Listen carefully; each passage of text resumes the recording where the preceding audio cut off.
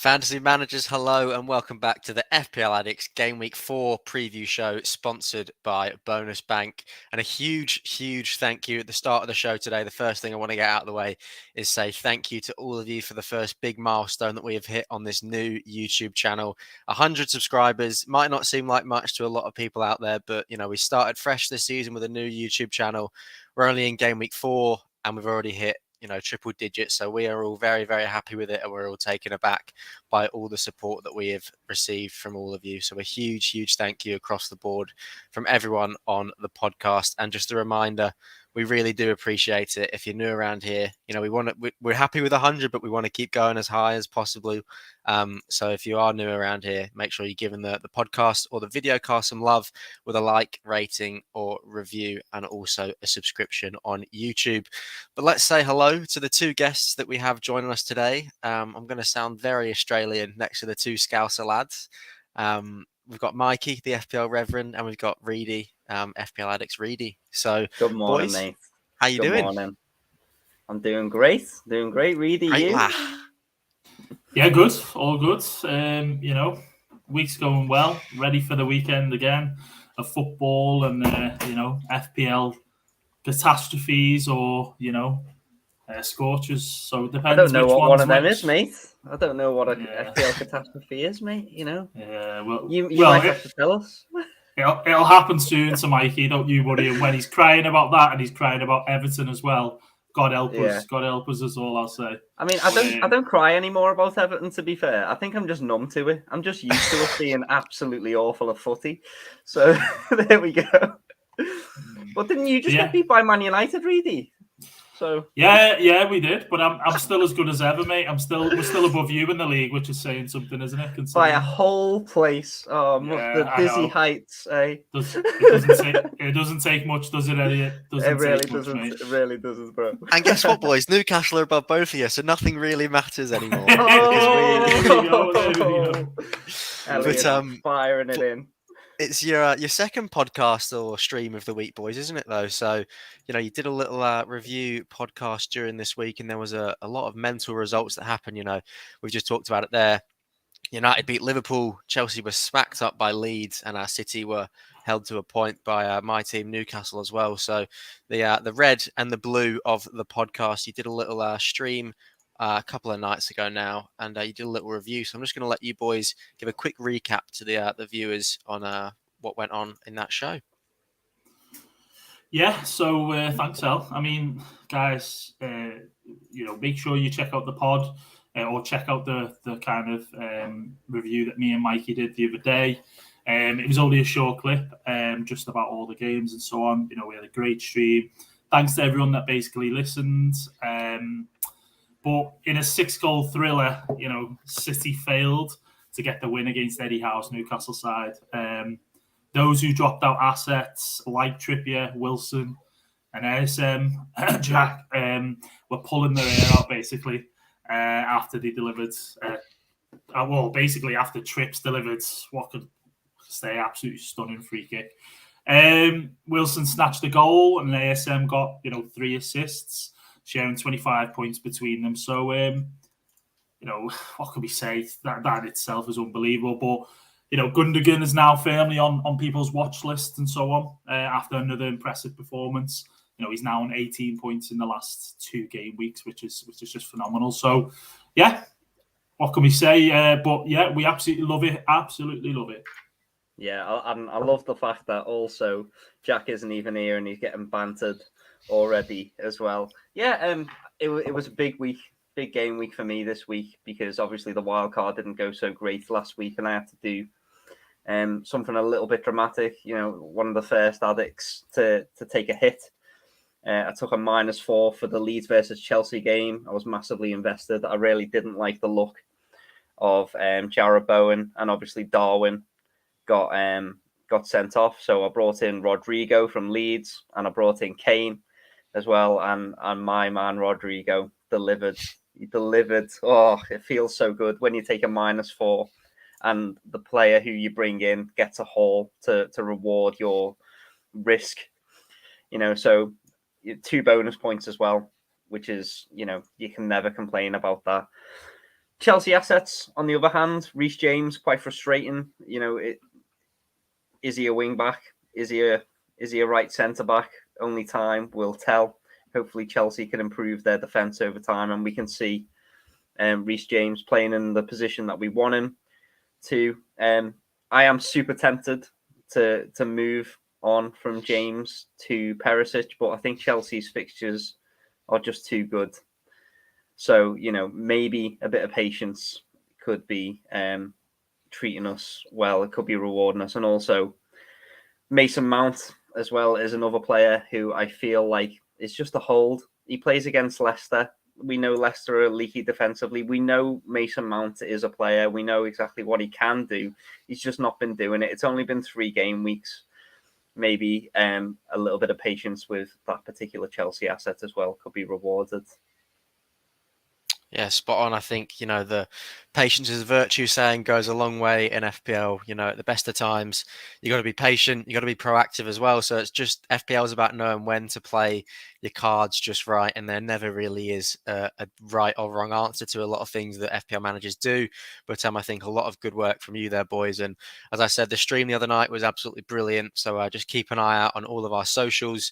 And obviously, if you subscribe and you got notifications on for YouTube, you'll get notified whenever we go live, no matter if it's the preview podcast today or if it's the show that Reedy and Mikey are doing as well. So thanks so much for that, boys. A good quick review there. But let's get on to the FPL Game Week 3 scores for all of the panel. So I'll bring up my share screen just now, and we can see the way that the FPL Addicts Podcast League is shaping up to look like. And I will just have to move Mikey above me.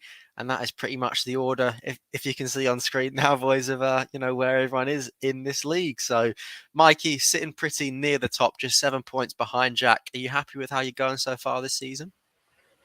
It was a good recovery. I think from last week, obviously, we had a disaster with our wildcard, Bowen, a player that I wildcarded in, not returning, and West Ham looking, not great right now. They're in trouble. Liverpool are in trouble as well, and I had 3 Liverpool assets. Darwin obviously getting the red card. So, to hit a low and then come back immediately with a high feels pretty good, mate. Certainly does. We're going to have to talk about Jack's team. He's put himself on the document here. He wants me to refer to him as the gaffer. I won't be doing that, just to be clear, Jack. Yeah, no thanks. Doing that. No, thank you. I think all 3 of us can agree. No, thank you to that one. Being top of the league's gone through his head already, hasn't it? Well, Man United win, top of the league. He's on absolute cloud 9. His head's gone. Absolutely. But we probably should talk about his team this week, considering he's had 2 game weeks back to back at the top of our league so far. So we got 53 points this week. The triple City defense for him, Ederson, Cancelo and Walker, didn't work out too well with them conceding 3. I think this week, no one could have seen that coming. City conceding 3. Myself as a Newcastle fan, I couldn't even have predicted that one. He was so unlucky with the Henry shout from Brentford. He was close to getting an assist, chalked off by the officials. However, he got the assist for Tony, but it was disallowed. And then Trent Alexander-Arnold, still watching that first Man United goal back. Don't understand what he's doing defending there. He's not tracking his man, and then he walks back into the middle of the box, sort of jogging around. But the less said about the Liverpool defence, the better, I think. His midfield was where majority of his points came from. Captain Salah, 16 points. Martinelli and Odegaard, who was his transfer in for this week, has done him an absolute service. So 16 points for him. And I think he was probably up there with the highest point scorers of the round. Along with ASM, who he transferred out. Unfortunately, we were just talking about patience, and he took St. Maximin out this week for his big return in game week 3. He'd been a little bit quiet to start the season, but he really showed what he is all about against Man City in game week 3. So, he brought Odegaard in, but he took Saint-Maximin out. So it's the the 50-50 masterclass from it is. from He's showing us that he can make these transfers and still sit at the top of the league, boys. So the Odegaard one, showing I'm us sure levels right now, showing us absolute levels, isn't he? Oh man. he certainly is. But the Odegaard one, I think he thinks is a much more safe option going forward. And Arsenal are in a bit of red hot form at the minute. No pun intended for them, but they're doing really well and they've got some good fixtures coming up. So I think he favours Odegaard at the moment. And then he had Harry Kane and Gabriel Jesus, which gave him 53 points this week. But enough about Jack. We don't want to be talking about him all day on the podcast when he's not actually here at the minute. So, Mikey, we'll move on to you, the man sitting in second place. I'll bring your share screen up now. 64 points. So you're actually better than Jack this week. So take us through your team. Yeah, it was a great -4, possibly one of the best -4s I've ever taken, which was Bowen to Rodrigo and Darwin to Kane. I took it as a sign from above, the Rev looking obviously for otherworldly help, that I had the exact amount of funds available to do this move. So Kane and Rodrigo. Kane obviously doing what he does best, which is just scoring goals consistently. So we take that from him. And then Rodrigo, I wasn't really expecting it, to be honest, not against Chelsea, but I'll certainly take it, which is great. My faith in Jesus as the captain wasn't as lucrative as perhaps it could have been, but if I'm looking at the players who scored highly in my squad, Rodrigo or Saliba, they were never really in contention to be a captain for this week. But after his red card as well, Saliba goes and does that. Saliba. You know what? I was watching the match and I've got to say I was singing along with it. Imagine having a player who's scoring 14 points and then having him on your bench or something like that. Who would do that, Mikey? I don't know, mate. Because the thing is, like, my game week without him would be absolutely muddled. I'd be sat here on 48 points. Because I'd have Patterson in instead or something like that. So yeah, imagine benching him. We'll have to wait a couple more reviews, I think. A couple more people have to go through their teams before we get to Reedy, because we're going in order of the league here. Is the big thing. So we've gone Jack, then you, couple, yeah, and maybe then go Reedy. maybe go for a sleep then, Reedy, and then come back because it'll be a while. Speechless. He's speechless. He's not biting onto the bait there. But yeah, a really, I've really put the strong reel out. week. He's not biting, is he? Yeah. He's sat there. He's doing nothing. He's eating his cereal bar, I think, Mikey. So I'm good, boys. I'm good. I'm just chilling. I let things go quite easily. You see, I'm not bitter. My favourite colour's blue, though. I will give you that. But yeah, I'm happy as can be. So he's an Everton fan as well. He's just admitted. We'll wait to get to my team. Obviously, it's not going to be as good as Mikey's. Fair play to him. I'll give him that.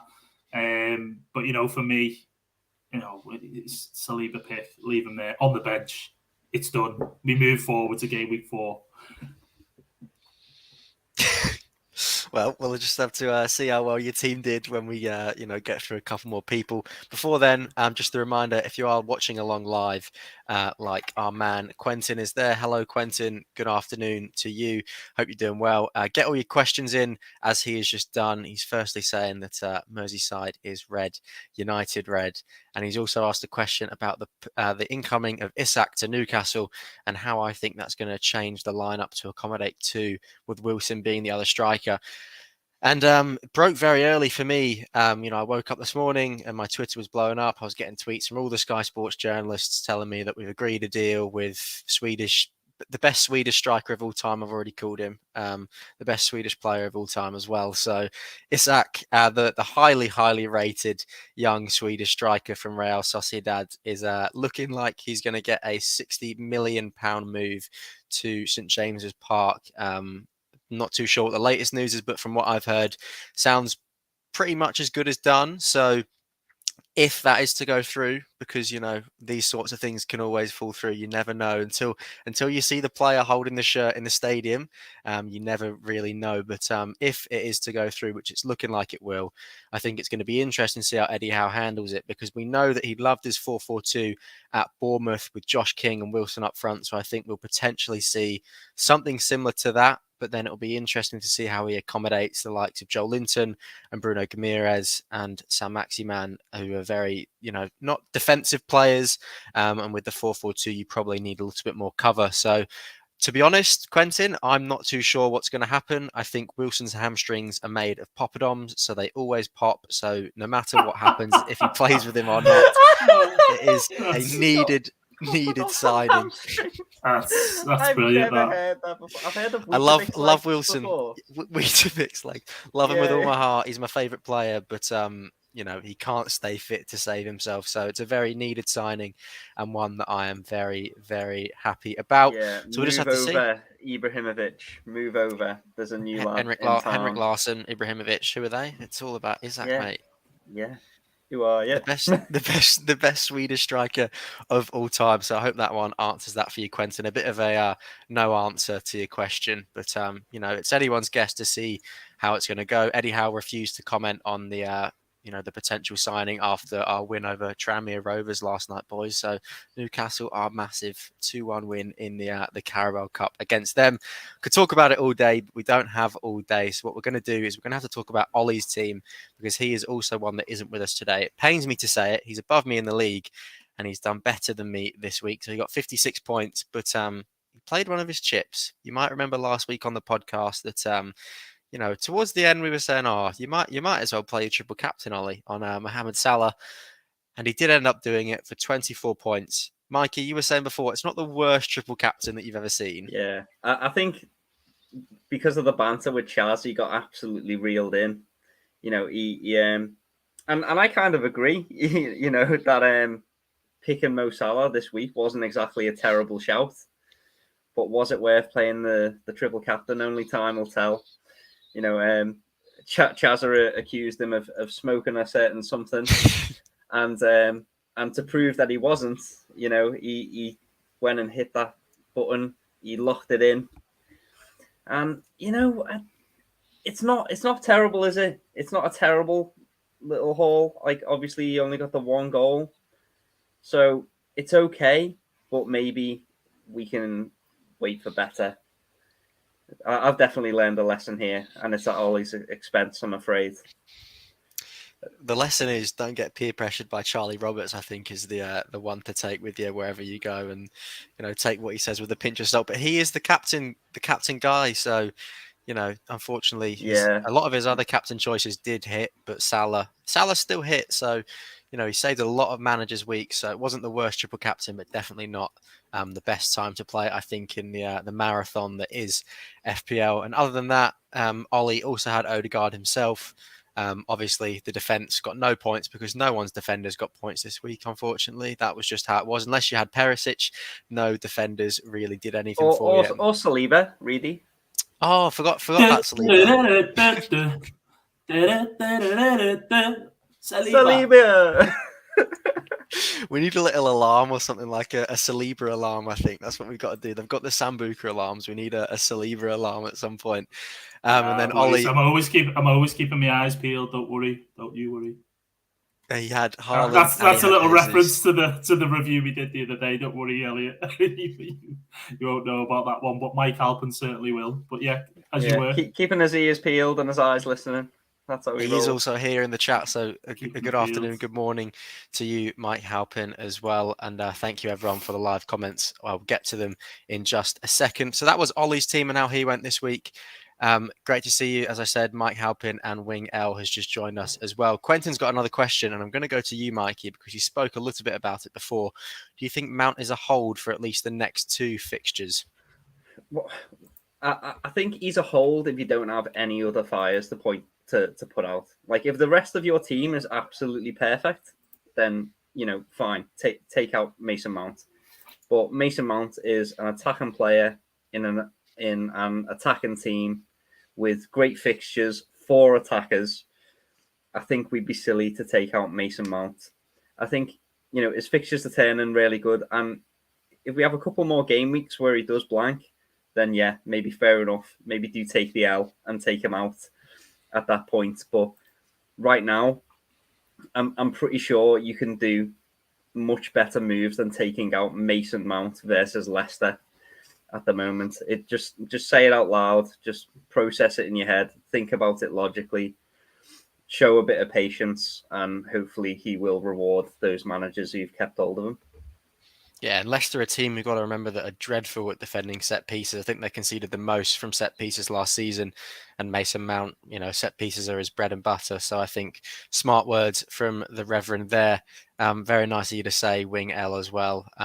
The Poppadom legs is something that I'll be saying a lot of weeks for the injury-prone players, I think. So I thank you very much for saying that.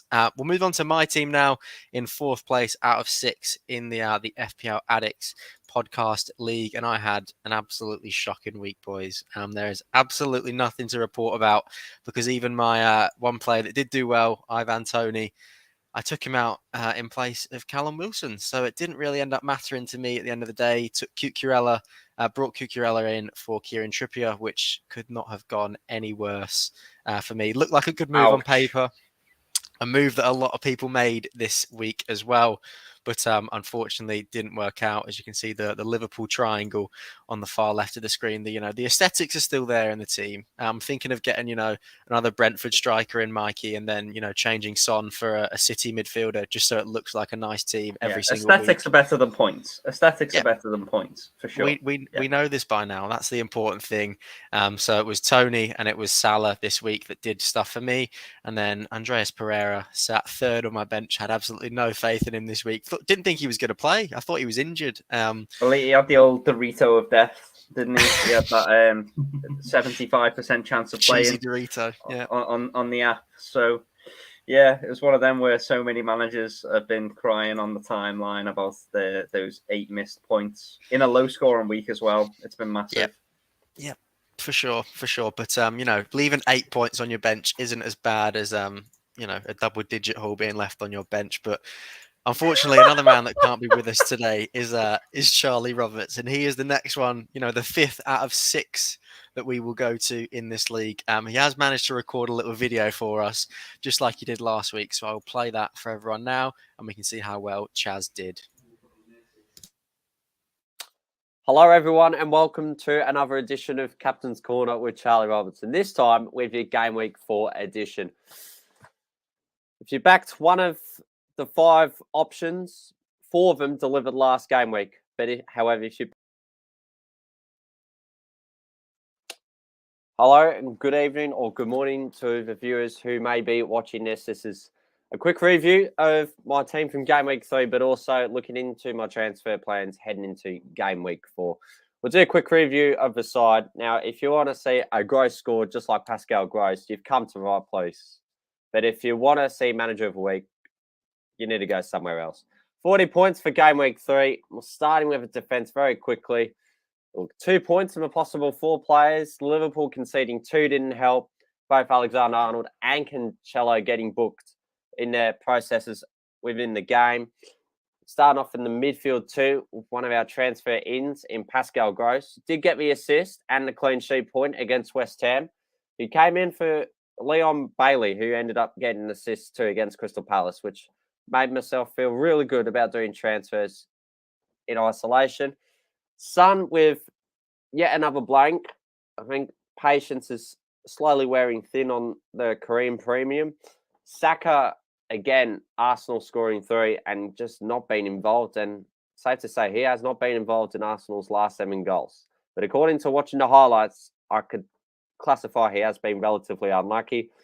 The Colombian Luis Diaz getting a blank too, but one of my favourites in the game week ended up being my highest scoring player in Andreas Pereira from Fulham, getting the assist and 3 bonus points in their 3-2 home win against Brentford was brilliant. And structurally, him coming onto the field as a result of Patterson coming in for Matty Cash as a transfer and Patterson moving to a bench turned out to be a decent enough move. The captaincy record for this season somehow continues with an assist in each of the game weeks within the opening pair. And for this one, Haaland getting a goal in Man City's enthralling 3-3 away draw at Newcastle, and Jesus getting an assist on his fun. Not a lot to say about the bench. I feel Taylor may need to be adjusted enough considering he doesn't play. And the Leicester combo, look, Ward is deputised at number 1 for the meantime. We go into game week 4 now, and most of it looks relatively favourable. The keeper doesn't change. Cancelo, Alexander-Arnold, Robertson all have favourable fixtures. And I feel this is the litmus test for Liverpool in this season. Surprisingly, not being able to keep a clean sheet in their opening 3 games.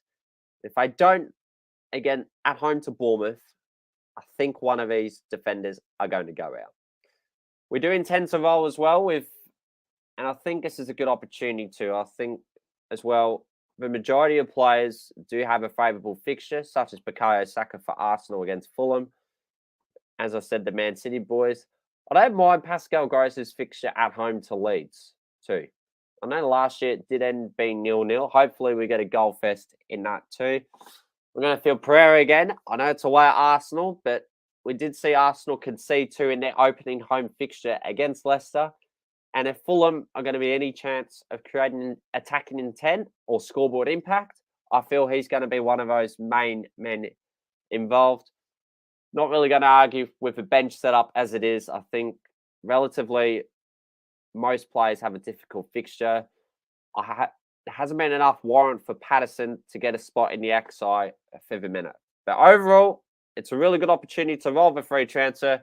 It's what we're going to do heading into the midweek action for the Premier League in Game Week 5. That's all for my instalment. Back to the main studio. What an absolute legend he is. What an absolute legend. Chaz Roberts. It does not get better than that. He's had a below par week, but he's still happy. He's still smiling, still making jokes, making all the Pascal Gross puns that you could ever want from anyone. So we've got a couple more questions in the live comments, Mikey, and we'll go to them there just before, Reedy takes us through his team as he is sitting bottom of the league. And Wing L was saying that, he would like to ask the question later, but, we can always do it now. Saves you a little bit of time. And he's asking you, he's just canvassing for opinions for either Walker to Perisic or De Silva to Aronson. Which one do you think he should go with? Oh, goodness. I think I was really concerned last night as a Kyle Walker owner myself. Obviously, we saw that Man City played a really random midweek friendly against Barcelona in which Kyle Walker started and the rest of the first team were seemingly rested. And then Pep, after the game, said Kyle Walker played incredible. And normally when Pep says something like that, it means, oh, I'm praising you in front of the cameras, but you're getting it in the ear in the dressing room afterwards. So if I had the funds available to just do straight up Kyle Walker to Perisic this week, I'd be doing it. Definitely, without a doubt. De Silva to Aronson feels like a good move, but I feel like perhaps, and obviously this is just pure speculation, but perhaps we could see Kyle Walker being rotated, especially given the fact he started the midweek friendly as well. But also Perisic just looks amazing as well. I'm very jealous of Perisic owners right now, especially after his haul this week. So yeah, Walker to Perisic seems like a great move, and if you can do it, go for it, man. It certainly does. I think that's spot on from you there, Mikey. And a quack to you, FPL Rubber Ducky. Good to see you again. I think you've been in the live chat for pretty much every single podcast so far this season. So always nice to see your little duck icon pop up on my screen again. Quack as Mikey acts out there. But we do have to talk about Reedy's team at some stage, so we're going to do that now. Reedy, I brought it up on screen for you. Bottom of the league, how are you feeling, first of all? See, it's game week 3. It's game week 3 at the end of the day. I might be bottom L, but I left Saliba on the bench with 14 points, and even with a -4, still got more points than you. So That's saying a lot, really, isn't it, Elliot? That's saying a lot, mate. He's fought back. He's fought back. I've burnt him. I've fully burnt him. But listen, it's all good and well, giving each other banter and whatnot. But it's a poor score. You can't deny that. I'm quite happy to hold my hands up and say, 43 or even 30, 38 it would be, I think, is it good enough? And yeah, Tony was really, really good for me in terms of bringing him in for the -4. That worked out really well. I mean, different to Mikey there in terms of our 2 transfers. He brought in Rodrigo, whereas I was focusing more on the back line, and I brought in Reece James, which, as we know, didn't go down too well at Ellen Road. So that's where I kind of lost out. My midfield was okay, and I picked De Silva over Saliba and left him on the bench. And my logic to that was Saliba would get his clean sheet, 6 points maybe, but De Silva, in terms of his attacking returns, could get me much, much higher. I did expect Brentford to really do a number on Fulham, and all fairness to Fulham, they just looked really on it, as they did on the opening day against Liverpool. So, yeah, a few points here and there. Obviously, Salah getting that goal was nice to bump the score up a little bit. Martinelli, his 3rd return, or even sort of score in 3 weeks, I should say. Backline isn't saying really much. Ward there in goal. Leicester goalkeepers. Leicester absolutely abysmal at the back. And I went for Jesus as captain instead of Salah. I did think that Jesus would get a big sort of return against Bournemouth. He nearly did, offside goal there ruled out. So that was really unlucky. But yeah, it's low, but it's game week 3, as I say. It's a marathon, not a sprint. And, I might be bottom now, but we know what happened last season where I finished there, El. So won't say too much. That's what we like to hear. That's what we like to hear. Talk. That's fighting talk where he's from. He has moved since, though. So. Well, the good thing about Reedy's position, Mikey, is that when you hit rock bottom there, the only possible way you can go is up. So exactly. He's loving it. But as you said, the Reece James transfer. Unlucky this week with the Reece James. I was the same with Cucurella and Mikey, obviously with the best transfer of the week. I think best transfer of the season on the podcast with the Rodrigo, bringing him in just because Jack brought Odegaard in for Saint-Maximin. I don't think his can quite classify as the best transfer, despite the fact that he got more points. 2 points. Yeah. That's a 2 point. That's what basically I will say. What I will say about Jack is that we all give him stick about Odegaard. We all kind of said, why are you bringing in Odegaard? And he got lucky with that one that he did get his 2 goals. Me and Mikey even tried playing a little prank on him in the WhatsApp group, saying, he's got injured in the warm-up. I think Jack was well away at that point. So when he woke up and saw Odegaard had got a brace, I think, he was probably laughing his head off. It was absolute karma. If me and you had shut up, mate, Odegaard would have been quiet all game, and he wouldn't have got those returns, would he? It's just karma. Potentially. Yeah. So yeah, but yeah, I know what you're saying. He still missed out on a couple of points there by taking out St. Max. So yeah, it's the way it is. Absolutely, and that is our scores for game week 3 and how we went. Just before we move on to the bonus bank percentages for this week, we've got a quick mention of members in our leagues who are absolutely smashing it. So for our members league, our number 1 listener and attender at the FPL Social, and pretty much fan of the podcast since we've started. He's been on the podcast before. He's an absolute legend. Geordie Wilson is sitting in first place on 205 points. But the Manager of the Week award for game week 3 goes to the man who finished 3rd overall last season. It's Steve Ward. Not too sure if he's got Ward in his team. He might be Ward himself for all we know. We don't know. He could be, the Leicester goalkeeper. But he is the Manager of the Week for this week with 67 points. So he earns himself the 40 Aussie dollar cash prize pool, and he sits 13th in the league currently. So much like Reedy, he's going to be saying, I can work my way up there. Still a long way to go, just game week 3, which is a fair mindset to have. Elsewhere in our other leagues, in our public league, James Black of Jesus Walks, a friend of the Reverend, we think, Jack has said here, we think he is, sits on top of the league on 220 points, which is nearly 100 more than you, Reedy. Jack has said in the document here. So that's puts it into perspective, doesn't it? Puts it into perspective. It certainly does. Give me as much pain as you want this week. I'm fully prepared to take it. But some people are absolutely flying at the moment, doing really, really well. And FPL had an amazing start, and it's about keeping that up. So yeah, fair play, as I say. Wardy's just coming back for more, isn't he? Same as last season. He was right up there. So yeah, well done to him. Certainly is. And we've got in the Women's League, we've got Ella Melch of Her Majesty, who's in first on 228 points. And then in the Members Head-to-Head League, Josh Carnival sits in first place, who was a part of our draft league last season, and an absolute legend as well. Big fan of the podcast, and we love him as well. He's a great member of our community. Sits in first with 3 wins on the dot. He's got 9 points, as he battles it out for that 150 Aussie dollar prize pool as well. So a lot of big scores to start the season off, just 3 game weeks in, and it's making me get a little bit nervous of who the real competitors of these leagues are going to be for this season. But as Reedy said, once you're up there, you've got to stay up there. He obviously doesn't know what that's like at the minute because he's battling upwards, but they're looking behind themselves at people like Reedy, just about 100 points behind, as Jack had said in document.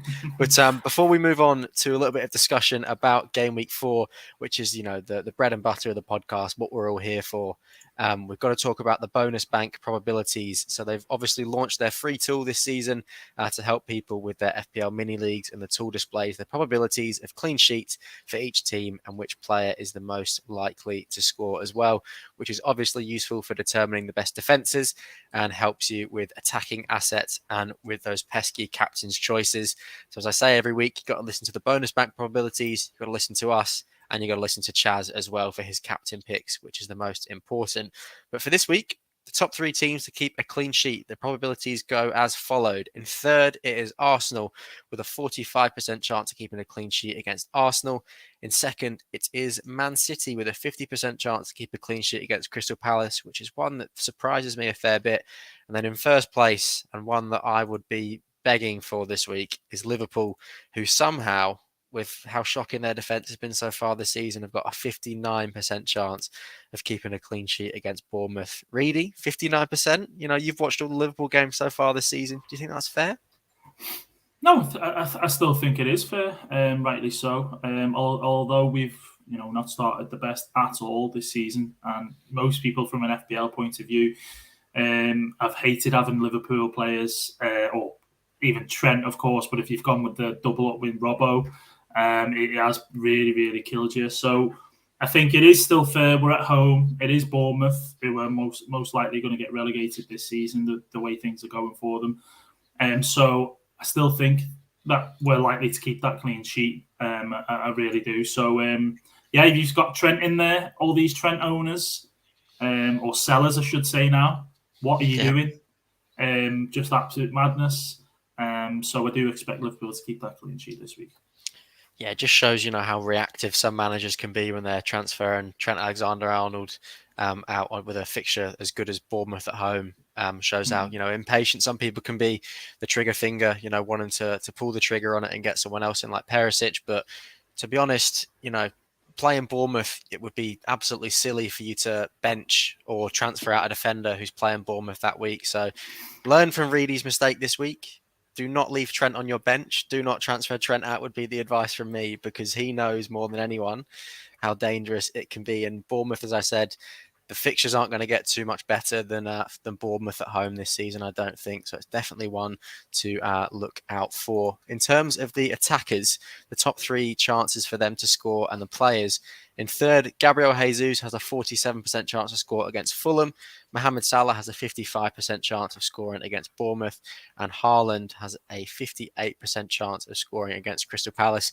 So no surprises there. The 3 teams that are likely to keep a clean sheet, and the 3 teams that are also quite likely to score according to Bonus Bank. And their tool has been spot on for a lot of things so far this season. So I'm sure it will continue that way. And if you like the data like Mikey does, this is just an absolute dream for you to have in your itinerary for choosing your FPL team. So thank you, Bonus Bank, for sorting them out.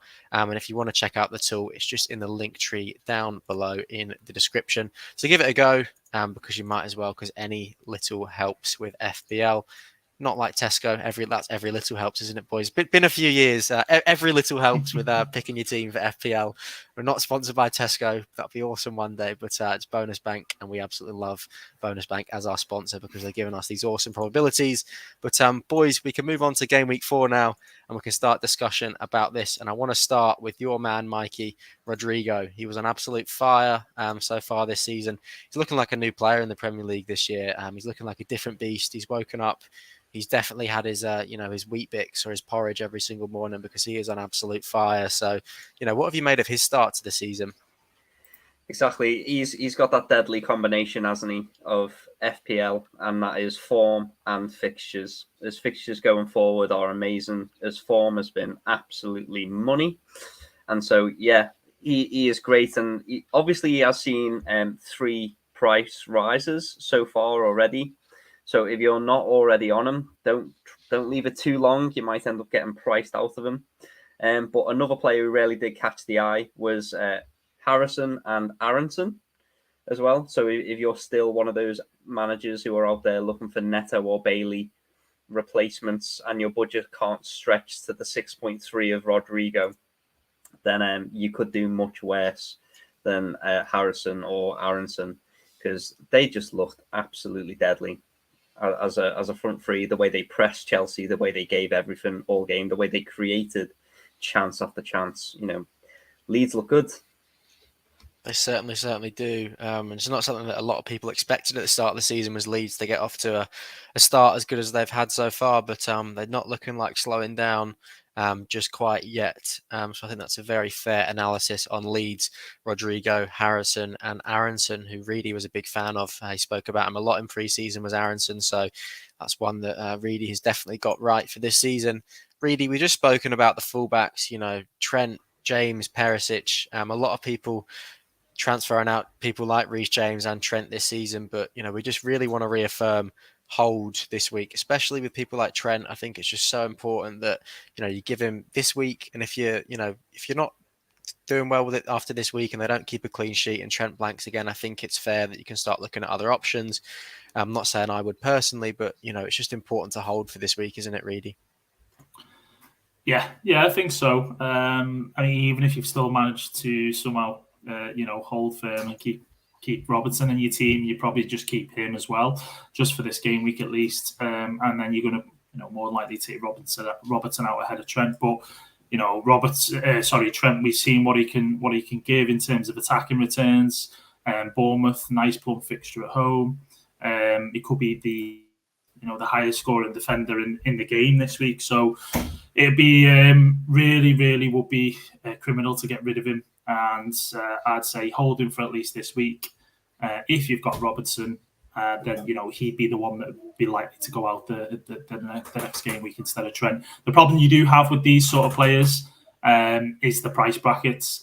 And if you do take him out, you might find at some point in the season, if he does go off again and double digit gets a haul or whatever, that you're going to struggle to get him back in. So definitely hold him. And similar with the likes of Ivan Perisic as well. He's back in training. He's looking really good at the minute.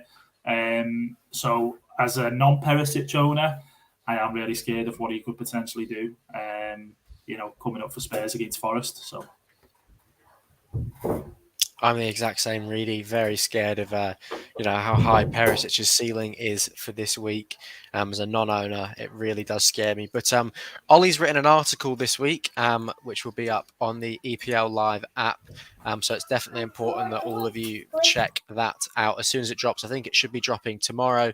And he will be talking all about the fullback situation and how to sort of work your way around that. So keep your eyes peeled for that one and make sure that you've got the EPL Live app as well. Mikey, Ivan Toney, what a player. He's had a great start to the season. He was good last season as well. He was great the season before in the Championship. But I think it's taken him just a little bit of time, to really find his feet in the Premier League. And it's looking like he knows what he's doing this season. He's doing the business. He's 7.1 million as of recording this, I believe. So, he's the go-to striker. Him and Jesus, I think, are the go-to budget-ish strikers at the minute. They're not premium assets. So I think, you've got to be going with Toney at the minute. They've got great fixtures. So, what's your 2 pence on Ivan Toney?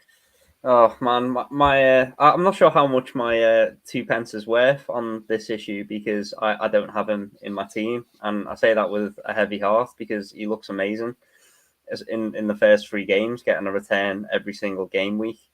So my front three is Kane, Haaland, and Gabriel Jesus. So there's unfortunately no room for Ivan Toney, but I wish there was. If there were 4 strikers slots, I'd probably be playing 4 up top, and I'd find some way to get Toney in as well because he does look absolutely immense. And Brentford's fixtures as well, and the next 7 weeks they've got all of their fixtures are either a 2 or 3 on the old FDR, the fixture difficulty rating. He's got 2 goals, 2 assists. He's just been absolutely immense. So yeah, you could do a lot worse than him. I do see a lot of managers bringing in Zaha, but I do think that whilst I do really rate Zaha as a player, he's got some similar returns. He's been rewarding as FPL managers so far. I really do like the look of Tony's fixtures a lot more than Zaha's fixtures. So if you're and ahhing between the two of them, definitely go for Tony. Yeah, I certainly agree with what you're saying there. Tony is definitely the one for me over Wilfred Zaha, but both of them have had brilliant starts to the season, and fingers crossed they don't slow their form down despite the fixtures, being red or green. Would absolutely love to see both of them smash it this season because they're always going to be brilliant FPL assets, no matter what happens. Robert Ducky's given his opinion on the Liverpool situation. I think it's hard to disagree with what he's been saying. Even if you do get a return from the Liverpool assets, if they don't convincingly beat Bournemouth, then there's obviously issues and could not disagree with ditching them. I think it's fair to say that Liverpool have started this season a lot slower than people expected.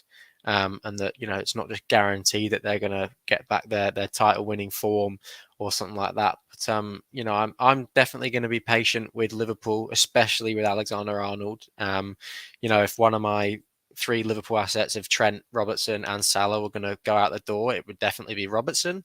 But I think Salah and Trent fairly essential because it'll be the week that you don't have them where Trent gets 2 assists, 3 bonus points, and a clean sheet, and Salah will score 2 goals, and it will just be that you're left in the dust at that point. So I think definitely important to weigh up your options, but I think patience, especially with Liverpool, is important for the start of the season because we do have to remember as well it's only been 3 game weeks, and Arsenal were a team last season that had 3 horrible game weeks at the start of the season. They played more difficult opposition, sure, but that opening day is very similar to their loss to Brentford. I think Liverpool drawn with Fulham. They had the new back in the Premier League buzz. They got beat off Man United, but it happens, and it's only been 3 game weeks. I think it's important to take the results with a pinch of salt. And Trent and Salah have reminded us time and time again why they are the best in their position for FPL. So I think it's important to be patient with them. Definitely. I'll just quickly on that in terms of what I mentioned the other day on the review video that me and Mikey did. His data's all there, although the points don't reflect that, which is what it's mainly about, of course. The data is still there, so you can't ignore that, all the analytics, so to speak, and so on. They certainly don't ignore that. So, if the data's still there, all it takes is 1 game for him to actually hit the ground running, get those points, and people who've took him out will be pining to get him straight back in. So you couldn't have said it better there, Elliot. Yeah, and 3 game weeks in, they've lost to Man United, obviously, drawn to Fulham, and the Crystal Palace result as well wasn't a very favourable one for a lot of people. But we'll just have to see how Liverpool go this year. And Salah and Trent will definitely be 2 people that I think will be in my team for the majority of the season. And if it's worth anything, I do think that Liverpool will find their form. I don't think they're going to be like this all season in a bit of a slump. And I think they will start firing again. Last little bit of discussion I think that we've got to get onto before we talk transfers and captaincy, boys. There's a lot of great teams with great fixtures, upcoming in the upcoming game week. So I think it's important, if we're thinking if we need to bring these players in or if we should, be avoiding these sorts of players. So Man City this game week, they've got Crystal Palace. It's a ranking of 2 on the FDR. Mikey, Haaland, is he fairly essential this week, do you think? I think he's one of those players who has got lots of returns already, and he still looks like he's settling in.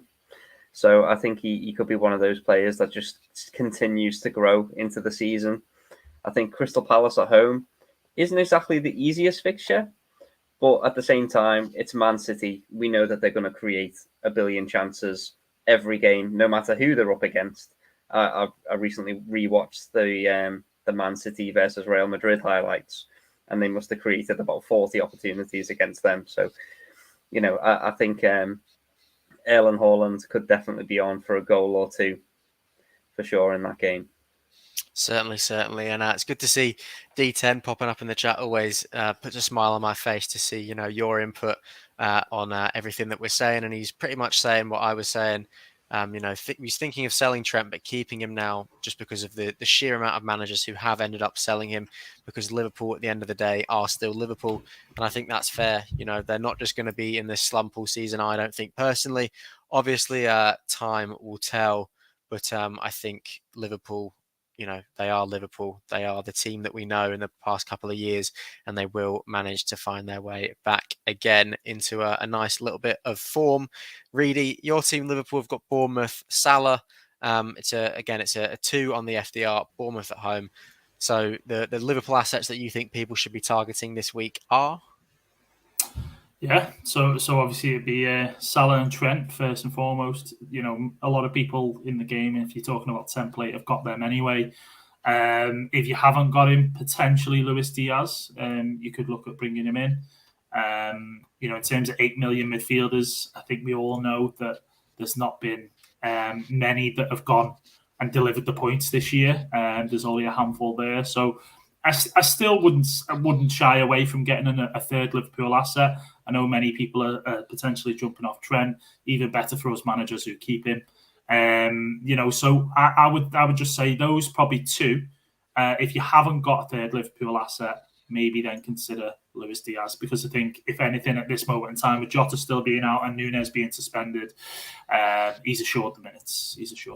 So yeah, Luis Diaz for me. Certainly is. And as Wing has just said, I've popped up on the screen. He says it's so early indeed. Before you know it, after Liverpool, even the Cherries have the best fixtures till mid-season, and it's hard to disagree with that. And Bournemouth's season starts from game week 5, you reckon? So it's going to be interesting to see which enablers come around from that. And I'm sure FPL Commander, who's another big member of our community, will be telling us all the best insight for the Bournemouth assets. But Mikey, the last team that we want to have a look at is Arsenal. And Jesus, Odegaard, Martinelli. What's the defender's name that got the big score this week that someone left on their bench? Saliba. So do you think people need to be targeting them for this week? Yeah, if only to get Saliba into your team just so you can do that chant. FPL most is a lot of it's just about the banter, isn't it? You've got to give your mates the banter, and if you can do that with arguably one of the best chants ever, fair play, Arsenal fans. Arsenal fans who are listening, well done to you for coming up with one of the best chants that I have ever heard. But yeah, on a more serious note, I think obviously Gabriel Jesus looking sharp as ever. He's at a 47% on bonus bank to score, and those stats don't lie. His expected data is still off the charts. He could have had a goal or 2 against Bournemouth. Martinelli obviously looking amazing again as an FPL asset.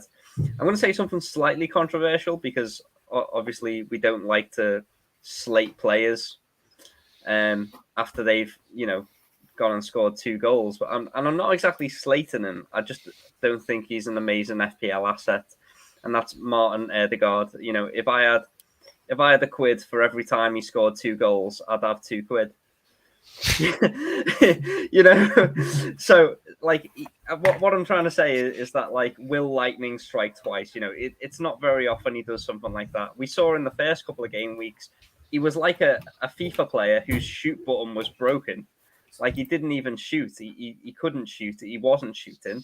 He was choosing not to shoot. Even when he was one-on-one on goal, he was choosing to pass. Whether or not Arteta's had a bit of a word with him and said, you do have permission to shoot, that's another matter. But, I think he's one of those players who every so often, like James Ward-Prowse, for example, will pop up with a goal. However, with Martin Odegaard, I feel like he's in a similar boat. Is that he's obviously got the set pieces, and he's going to pop up with the odd assist and maybe the odd goal. He is a razzler. He's so easy on the eye, but at the same time, is he a great FPL asset? I'm gonna put my neck on the line. I'm gonna say no. I think that's as you said, a hot take, a controversial opinion, but I don't think you're wrong. It's these sorts of players that they have the big game weeks where they get a lot of points, and they blank for like the next 3 game weeks, and then they'll do something, and then we'll be like, oh, they're essential, and then they'll blank for the next 3 game weeks again. It's a bit like Saint-Maximin. So Jack's sort of managed to hit the crossroad as he is here now. He hit the crossroad with Saint-Maximin. Speaking of Razzlers, some timing. Are you just slagging off Odegaard then after his week? I think Mikey was, mate. I think so. Oh, boys, give it a rest. I was, bro. Yeah. How does it feel to get your net 2 points after transferring out ASM to Odegaard, mate? Thoughts? It was net 3, wasn't it? He'll take it, though. He'll take it. Oh, absolutely spewing. Sometime in that, obviously, you were just about to talk about ASM then, weren't you? And as you know, he was looking good in those first 2 games. Obviously, you reported back as well and said how good he was. He could have scored, obviously, a few times. And then I think the Odegaard one, it just felt right, that move. But then no one saw what was happening against City. No one knew that was going to happen. He absolutely destroyed Wolves. Elliot did. Elliot knew it was going to happen. Yeah, absolutely. Scary. The highest amount of faith in Newcastle to get something. I definitely wasn't saying to Mikey off stream that not quite sure how we did it. Still pinching myself that we got a result from that game because absolutely did not expect it. But D10 said there, Saint-Maximin has been in his side for the past 41 game weeks. So he's a great pick, but he wasn't a great pick versus City, was he?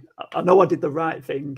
I made the move, benefited from it, but then ASM just pulled out some freakish stuff, didn't he? So anyway, but I think Odegaard has got form. He's got form for the next couple of weeks as well. And I think ASM obviously is a good pick, but I can't have, unless I drop Diaz, I can't get him in again.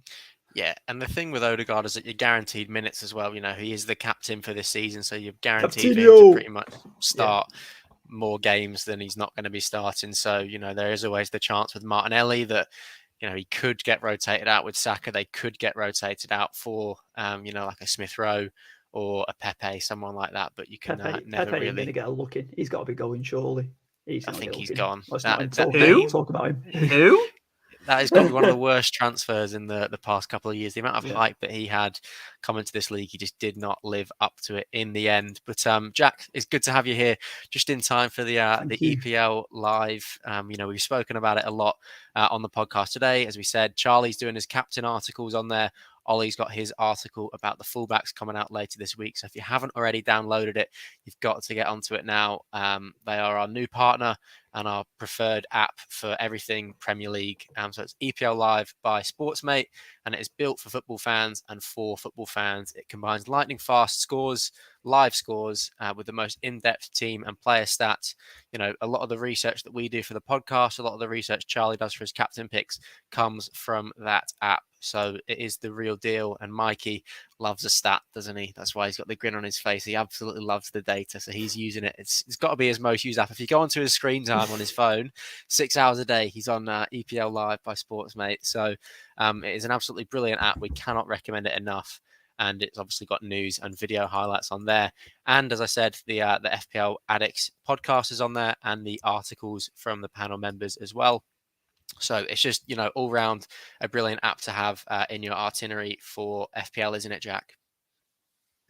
It sure is, mate. Listen, I'm using that app quite a bit, actually. It's got the real-time stats for the players. So I've been posting a bit on our social media about some players who, straight after the game or during the game, and posting up there like their take-ons, shots, pass completion, all the stats. That's why I said the other week, like Lisandro Martinez, his stats are there.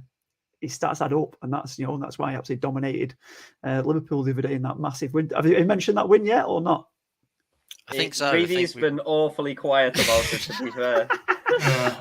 Haven't seen him so grumpy on a podcast in a while, Jack. As I will say. No, listen, I'm not grumpy. It's first time in the league since 2018, so I'll let him have his moments, and then it'll go back to the usual. Mate, we've done the double over you already this season. Got you in pre-season for 4-0, and then got that league win as well. Do you want a happy meal with that as well, Jack? Do you wanna... Bring it on. I love it.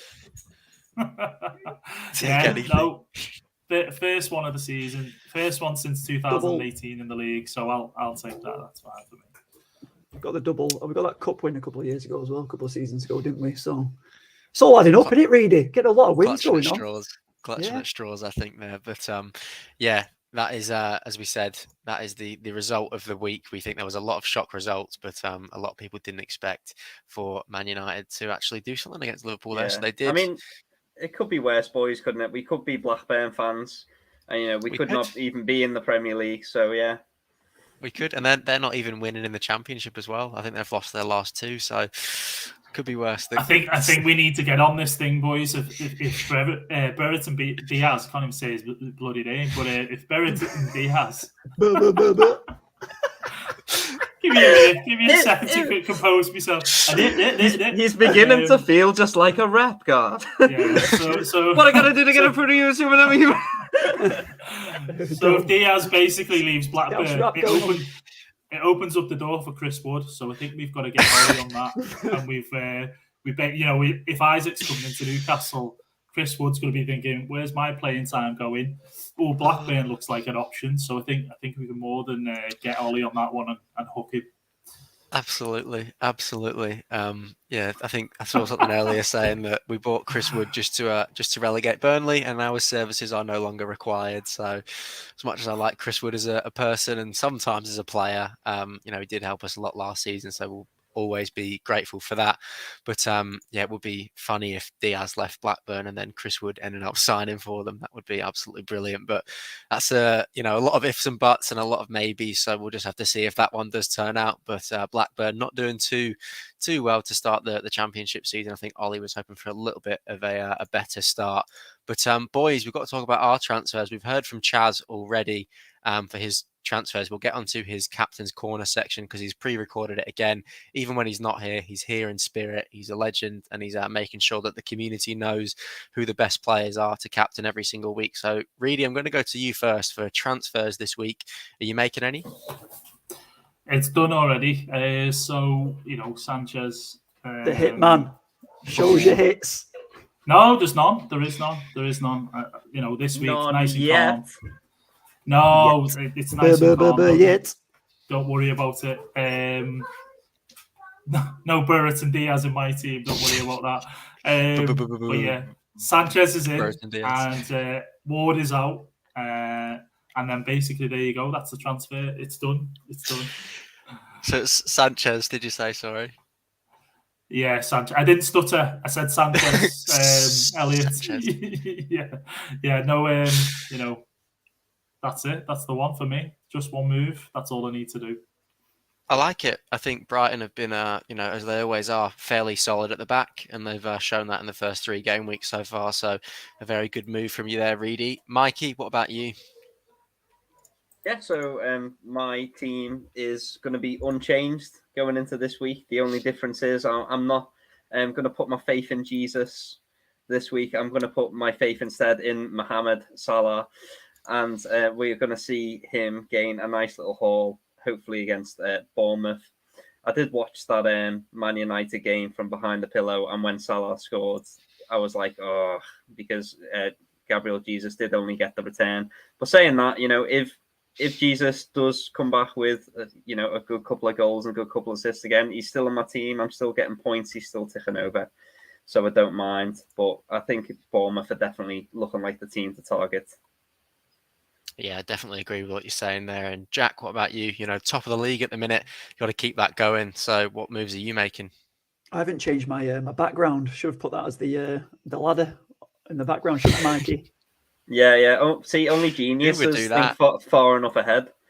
When you're to do that, multitasking, mate, and when you're multitasking and carrying everything in the background, you can't remember everything, can you? But No, that's I think fair, bro. from my side, being top of the league, I'm going to leave my team unchanged, and we're going to listen. The fixtures are amazing, aren't they? This week on paper, as we know, on paper. But yeah, looking great. I've got the triple up on Arsenal, triple up on Liverpool, triple up on City, all home games. I've got Thierry Henry at the back. Lenny Henry, as a what a finish that was. So yeah, I've got him at the back against home at Everton. Yes, that's right, in it for Brentford, and Harry Kane at Forest. So I'm looking good. Team's looking good on paper. So I'm rolling over, lads. I think, I love saying that I'm rolling over as well. So I will just say it now.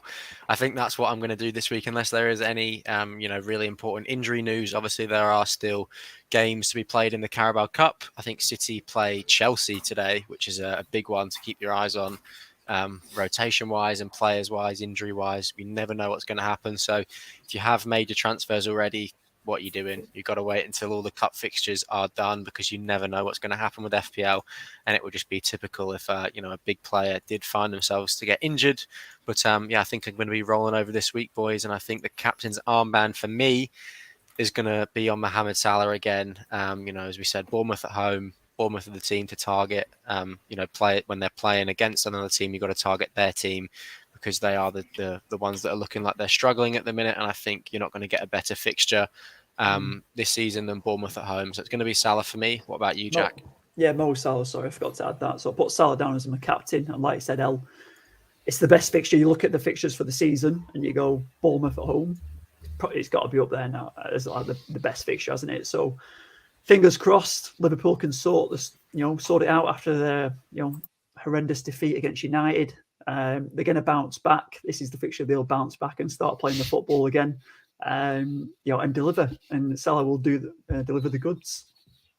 Certainly. And what about you, Mikey? Are you captain Anthony Gordon this week? £60 million worth of Gordinho. Oh my days, mate! I think there's been a lot of chatter about Anthony Gordon's not worth it. I don't think that's the point. I don't think that's the point at all. I think the point is very similar to what happened with Aston Villa and Jack Grealish. So when Man City came in for him, Aston Villa said, well, he's worth £100 million to us. And that's the thing with Everton. It's not about what Gordon is worth. It's about what Everton are like without him. So his value to us is definitely at least 60 million, I would say. And I personally feel like Chelsea possibly need to throw in someone like a Broja or a Conor Gallagher on loan. And I know that sounds quite extreme to say, but when you consider the fact that we are left with Solomon Rondon as our only recognised striker, it's not about what he's worth, it's about what he's worth to us. So yeah, I'm definitely going to milk Chelsea for all they're worth. If he's going to come in for our best player, he's a baller. He looks like a proper footy player, and he's only getting better. And I'd be gutted to see him go, because obviously he is a Scouser. We do love him. He's one of our own, as we say. So yeah, Chelsea have got a real player there. He says horrible, isn't it? He looks like what's her name who used to present Question of Sport? What's that? What's her name? Claire Baldwin. Claire Baldwin. Yeah. It looks like Claire Baldwin with that haircut. I don't know what he's doing there, to be fair. But we don't get him for his hair. We get him for his feet, and he's an absolute magician. So yeah, fair play, Chelsea fans. She does all the stuff for BBC, doesn't she, and everything like that. I think I know what you're talking about now. I think she was horse racing now, maybe. Does she? Unreal. Yeah, she's dabbled in a bit of everything, to be fair. She's dabbled in a bit of everything, so yeah.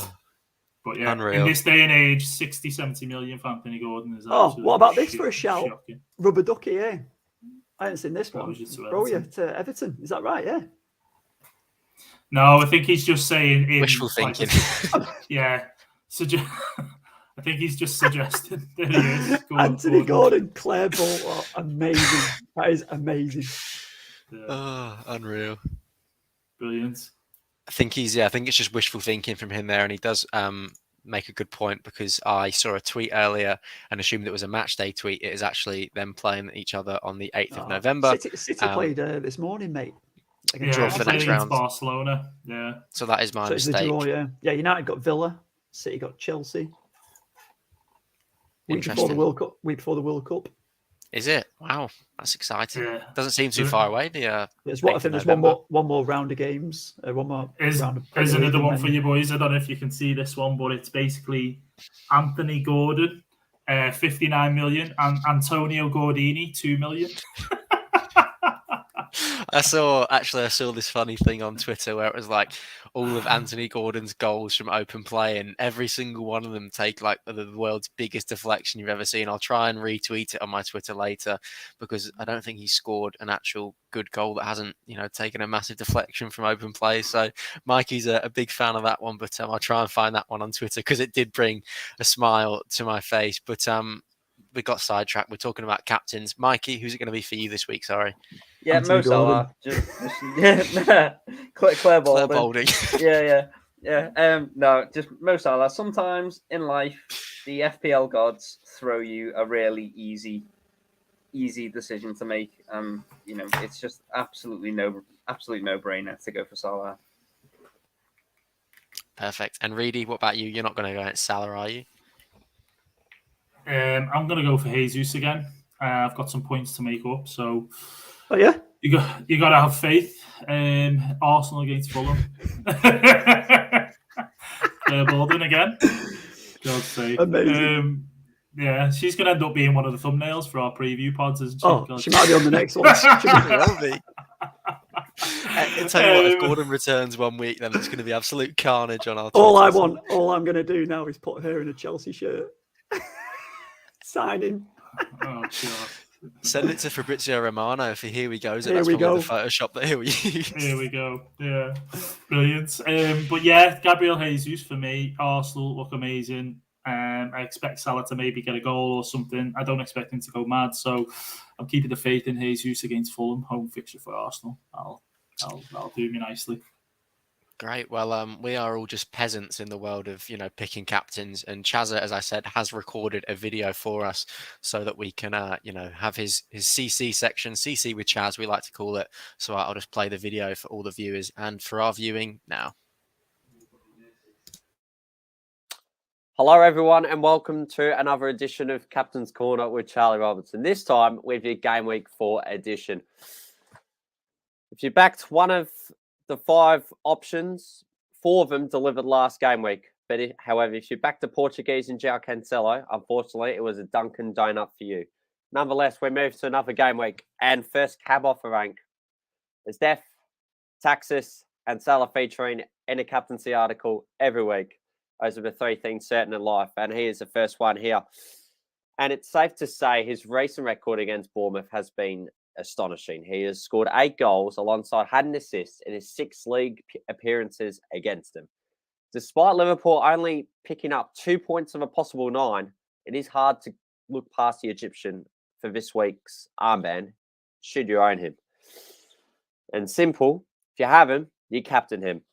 To the next slot now, and that is the duo from the blue side at Manchester in Erling Haaland and /or Kevin De Bruyne, depending who you have. Or you may even have both. Both Haaland and De Bruyne are the only 2 City players to have registered attacking returns in each of their first 3 fixtures.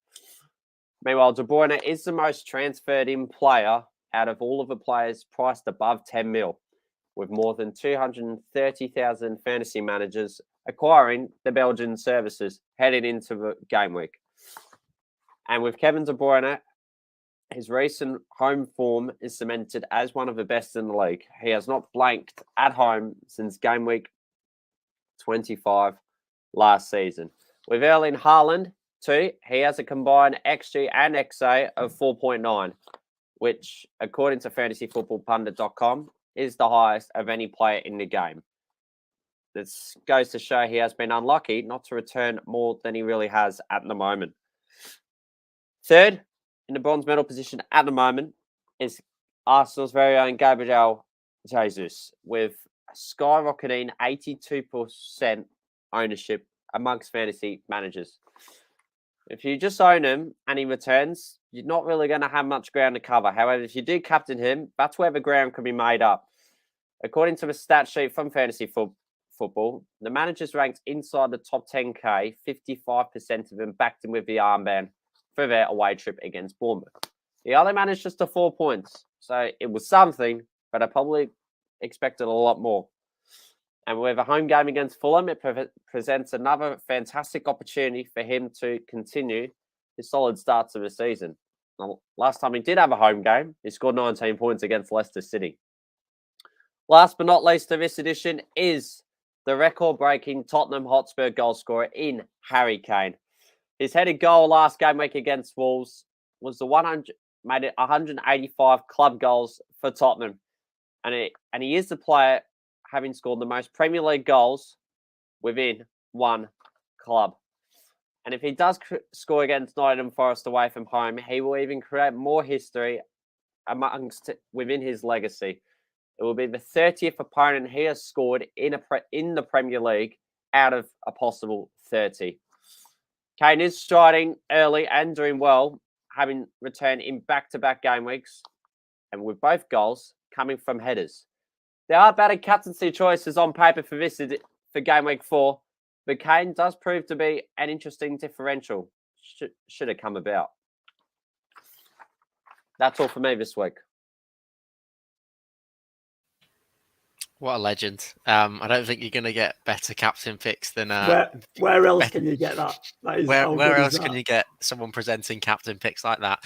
A proper Aussie, and you don't get that sort of mullet anywhere else in the world. I can guarantee you that one. But that is going to be all that we have time for today, boys. It's been an absolute pleasure as usual. Fingers crossed Reedy does, badly this week, so we can be having a laugh like this again on the podcast next week. Jack, thank you for popping up, albeit a little bit later in the show, but the timing on that one was absolutely brilliant. And Mikey and Reedy, an absolute pleasure as always to have you with me. The jokes were flying around tonight. So, in all seriousness, it's a long season, Reedy, and you don't have to get too upset that it's game week 3 and you're sitting bottom of the league drawing Chin with up, Chaz. lad. So chin up, mate, and fingers crossed this week will be a little bit better for you. But before we wrap up, just a reminder. Same goes to you, Elliot. Hopefully you can have a better week as well, mate. So otherwise you'll find yourself bottom of the league. I'll be down there with you soon, mate, if I have another week like this week. But as we said, it's a long season, so you never know what's going to happen in the end. So you've got to jump into the link tree in the description down below to find out how to get involved in our leagues and our community. And a big thank you to Bonus Bank. Once again, we went through their probabilities before, but a huge thank you for sponsoring us and our community this season. And make sure that you're also checking out their information in the caption down below on how to take advantage of the bookies promotions. It's free to set up, but you can also receive the additional 25% off your first premium month with the code FPL Addicts. So thank you all for tuning in. Just a quick reminder before we go, and something that FPL Rubber Ducky did bring up. She is in fact a Chelsea fan as well, apparently, Claire Bolden. So an absolute legend of the podcast now. She's asserted herself in the Addicts Hall of Fame. So Claire, if you're listening, we'd love to have you on as a guest at some point. That would be absolutely brilliant. If we could manage to get Anthony Gordon onto the podcast, it would be unreal. So we would absolutely love that. But until then, guys, thank you so much for tuning in. We had a lot of comments today as well, so we appreciate every single one of them. Like, subscribe, comment, leave a review on the podcast, and we will see you next week. But until then, may all your FPL dreams come true in game week 4. Take care, stay safe. Bye for now.